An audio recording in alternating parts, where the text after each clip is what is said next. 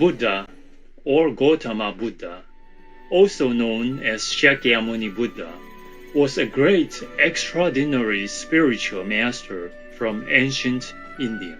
Born as Prince Siddhartha Gautama in the 5th century BC, he would have naturally inherited the vast wealth of a kingdom. However, the prince left the palace life in search of spiritual knowledge. After years of contemplative seeking, the Buddha attained great enlightenment under the Bodhi tree. He then shared the merits of his practice by providing a method for other sentient beings to be freed from the cycle of death and rebirth. The rich treasury of Buddha's spiritual doctrine on universal truths is studied and revered to this day for its deep wisdom and compassion. Dhammapada means words of doctrine or way of truth in Pali. It is also known as Fa Jui Jing in Chinese, or Dhammapada, Pap Gu Kyong in Korean, or Kinh Pháp Cú in Vietnamese. Dhammapada is an anthology of verses spoken by the Buddha on various occasions in response to a certain unique situation. It is one of the most popular and widely read Buddhist scriptures enjoyed by both Buddhists and non-Buddhists. Its original version is in the Khuddaka Nikaya, a Pali canon division of Theravada Buddhism. In total, there are 423 verses in the 26 chapters of the Dhammapada that convey the philosophical and practical foundations of the Buddhist tradition. The verses are mainly presented in pairs, like, for example, grief and suffering against joy, developing the mind instead of ignoring the mental attitude and conduct, virtuousness versus misconduct, and being truthful, not deceitful. The whole purpose is to illustrate the desirable and non-desirable outcomes due to our actions, speech, and thoughts. The objective of the text is to guide one in leading a spiritual life by firstly attaining happiness in this life or in the future lives, and subsequently achieving spiritual liberation, freedom, and absolute peace. We will continue with chapters 3 to 4 of the Dhammapada, Way of Truth.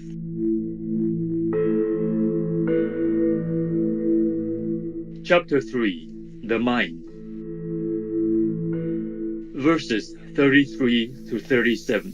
Quivering, wavering, hard to guard, to hold in check the mind. The sage makes it straight, the shaft of an arrow, like a fish removed from its home in the water and placed on land. This mind flips and flaps about to escape Mara's sway, hard to hold down, nimble, alighting wherever it likes.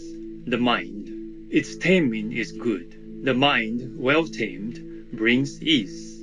So hard to see, so very, very subtle, alighting wherever it likes. The mind, the wise should guard it. The mind, protected, brings ease. Wandering far, going alone, bodiless, lying in a cave, the mind, those who restrain it from Mara's bonds, they will be freed.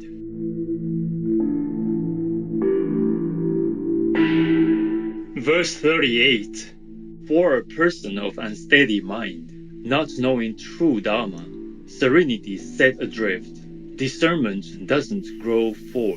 Verse 39. For a person of unsolvent mind, unassaulted awareness, abandoning merit and evil, wakeful, there is no danger, no fear. Verse 40. Knowing this body is like a clay jar, securing this mind like a fort, attack Mara with the spear of discernment, then guard what's won without settling there, without laying claim. Verse 41. All too soon, this body will lie on the ground, cast off, bereft of consciousness, like a useless scrap of wood. Verses 42 to 43. Whatever an enemy might do to an enemy, or a foe to a foe, the ill-directed mind can do to you even worse. Whatever a mother, father, or other kinsman might do for you, the well-directed mind can do for you even better.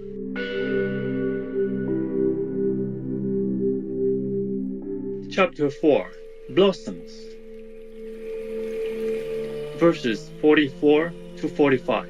Who will penetrate this earth and this realm of death with all its gods? Who will ferret out the well-taught Dharma saying, as the skillful flower arranger, the flower? The learner on the path will penetrate this earth and this realm of death with all its gods. The learner on the path will ferret out the well-taught Dharma saying, as the skillful flower arranger, the flower. Verse 46. Knowing this body is like form, realizing its nature, a mirage, cutting out the blossoms of Mara, you go where the king of death can't see. Verses 47 to 48. The man immersed in gathering blossoms, his heart distracted, death sweeps him away, as a great flood, a village asleep.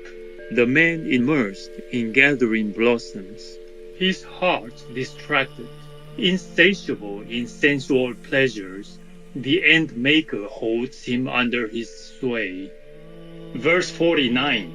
As a bee, without harming the blossom, its color, its fragrance, takes its nectar and flies away, so should the sage go through a village. Verse 50. Focus not on the rudenesses of others, not on what they've done or left undone, but on what you have and haven't done yourself. Verses 51 to 52. Just like a blossom, bright-colored but scentless, a well-spoken word is fruitless when not carried out. Just like a blossom, bright-colored and full of scent, a well-spoken word is fruitful when well carried out.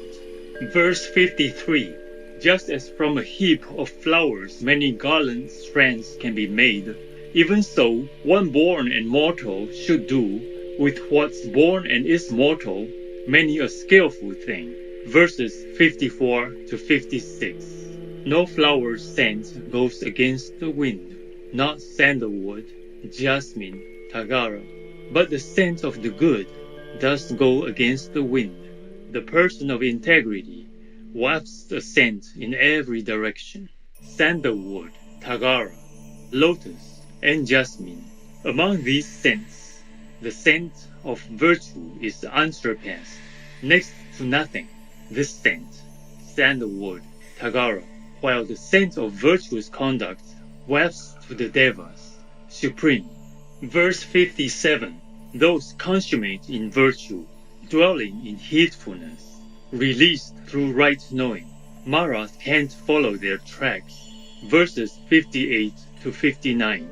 As in a pile of rubbish cast by the side of a highway, a lotus might grow clean-smelling, pleasing the heart. So in the midst of the rubbish-like, people run off the male and blind. They are dazzled with discernment, the disciple of the rightly self-awakened one.